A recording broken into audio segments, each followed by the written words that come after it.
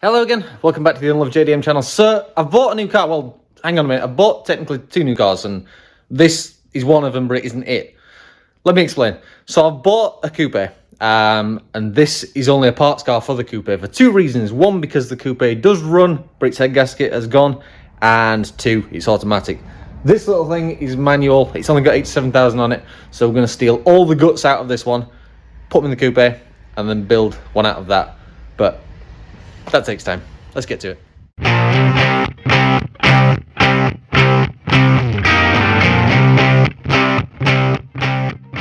So that was definitely not a 5-minute job, but engine gearbox are out of it now. That's them there. And interior's out of it, so we can get all the wire and loom out. And this is the one that I've actually bought. So this is my intentional purchase. So this is, hold on a second, let me just zoom out. There we go. So this is an automatic, as I said. It's all pretty much there. It does run. It kind of goes backwards, but not much else. But it is a coupe, which is the one that I wanted. So our plan is now to rip the engine and gearbox out of this and all the wiring loom and everything that goes with it and the ECU and stuff, and manual conversion this one to then build. So we've already got new wheels for it, suspension for it, and a few other things that I'm not going to talk about. So let's get to it.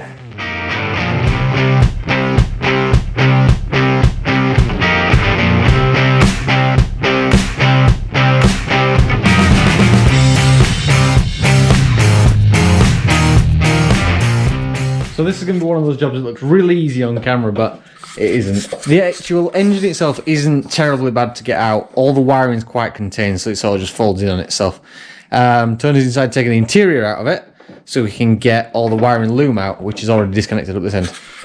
So the engine's ready to pull. I'm going to do that, put the other one in.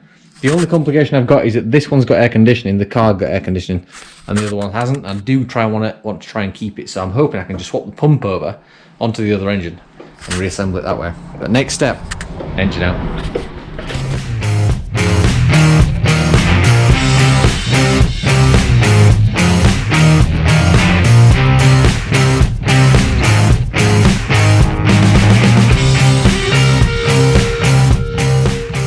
Okay, so if I may interrupt myself just briefly, I want to tell you about these. So these are the little key tags that we've had on the website for a while. It just says Unloved on that side, and the back of it's plain. If you haven't seen them already, I just want to show you the new ones. So these, because we built the FTO, which is what the paint is, it's all over the desk. These are the new FTO ones. They are on the website now, so check them out, get yours. Quite a few have already sold, and they're only available for a little time. These are really good quality, really hard wearing, and if they do get a little bit dirty, they're really easy to wipe off. So yeah, go check them out. Back to the video.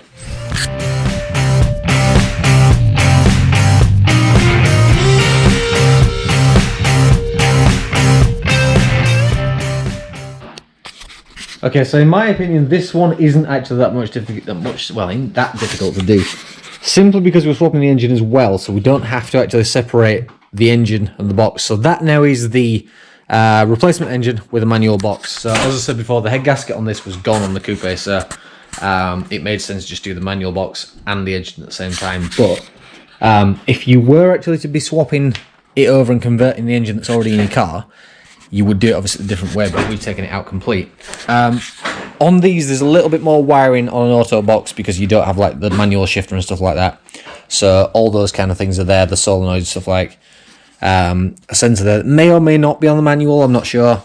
Starter motor is usually different as well, but you would also have to separate them to swap over like your flywheel, install your clutch. Again, this is a luxury that we've not had to deal with. The biggest part of this job for us is basically going to be the wiring. The engine swap's basically straightforward enough to do. So, as I said before, once that's in there, you've only really got a master plug there, which goes off to that side, and then those there, which go through the grommet straight down to the ECU. It's quite straightforward. Other than a bit of earth and ECU wiring, it's kind of just not far off plug and play, to be fair, once you swap everything over. Issue we've got is getting the dashboard out now, which I'll show you where we're at. Because the loom goes right the way behind it, you have to take the whole thing out, because the loom just sits like at the top, as you'll see in a minute. Obviously the shifter's different, we've got to deal with that yet. And the rest of the dash is basically the same, but the cluster is different on an automatic compared to a manual. So if you are doing this, make sure you get everything, just in case.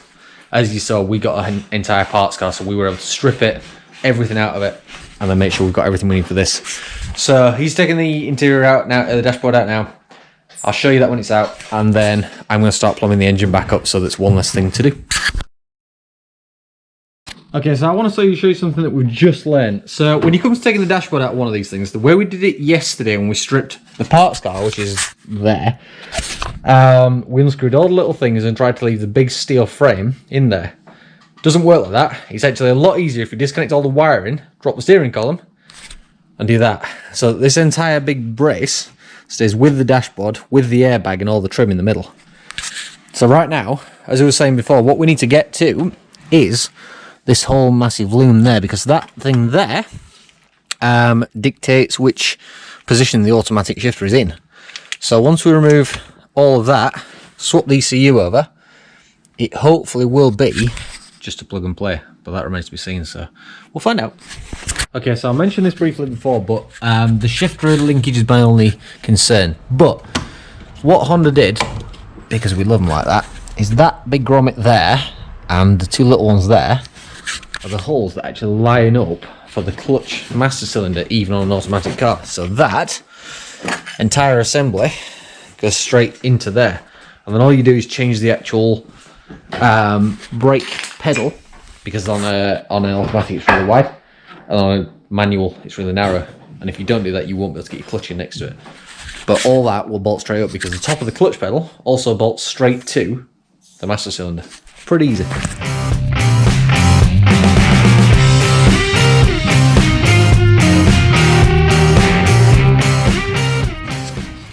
So, as I said, all the clutch cylinder goes in there, and this is actually super easy to do because the clutch fluid bottle goes there, reservoir, sorry. All this came complete off the other car in one unit, never split all that. The only thing I split is a little union there just on the top of the clutch master. That pushes through, bolts up, as I said. These two studs are there for this little bracket, which, as I said before, stayed complete, and I left on top of the other engine. So that's already there. And then I swapped the brake pedal over from a manual, so it's not as big. And the clutch pedal sat there as well, so we've now got 3 pedals in what was an automatic car. So all we've got left to do, in theory, is sort out all the wiring, figure out what's where, and then odds and ends.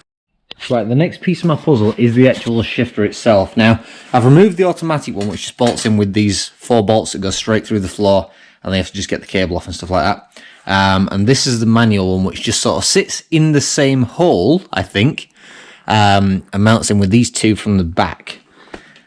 The issue that I've got, as I said before, I don't entirely know exactly what I'm doing. I'm sort of figuring it out as I go and working on experience of things that I've had.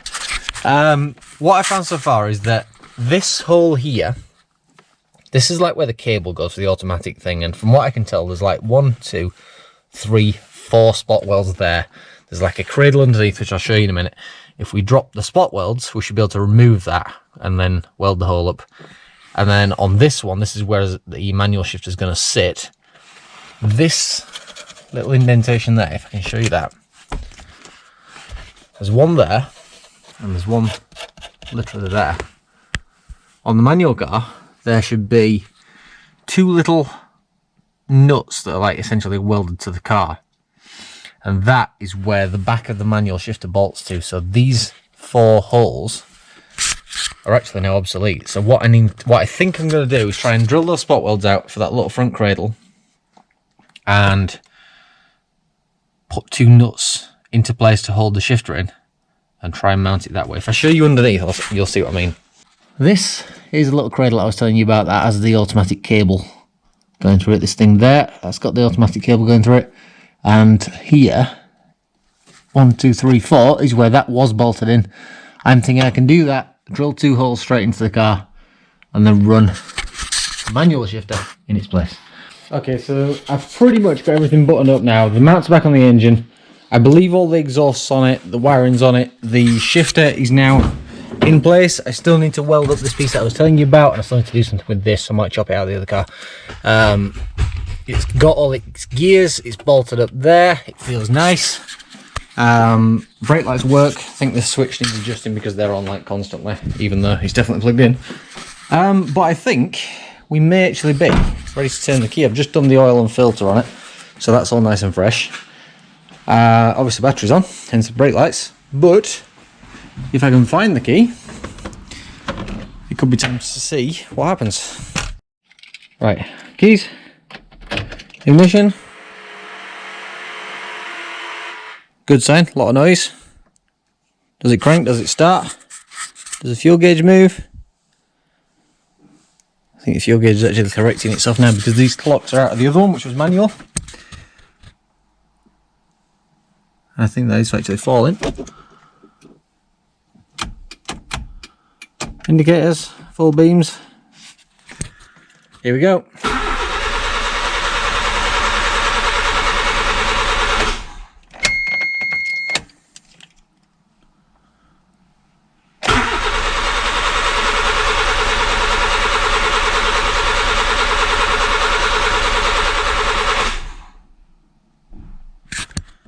So, we do have crank, but no start.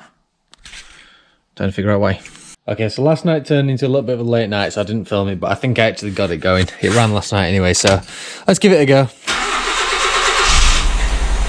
And there she is. That'll do for now. Sounds like she's a little bit off at the moment, so I might have to check the plugs and stuff, but it does actually run, that's the main thing. Next thing I need to do is sort out the floor and stuff like that, as I said. A few odds and ends to tie up, interior to put back together properly, and then just finishing up the engine bay, cleaning it all out and stuff like that, and that's it. But in the meantime, thank you very much for watching. I know there's a lot of ways to do this, but this is the way I've done it because I need to do the car for the head gasket as well, as I said, so this is my way of doing it. But nonetheless, leave a comment, let me know what you think. Make sure you subscribe because the next time we're going to start modifying this thing, and this is getting done, and there's another FTO video on the horizon as well. But there you go. See you soon.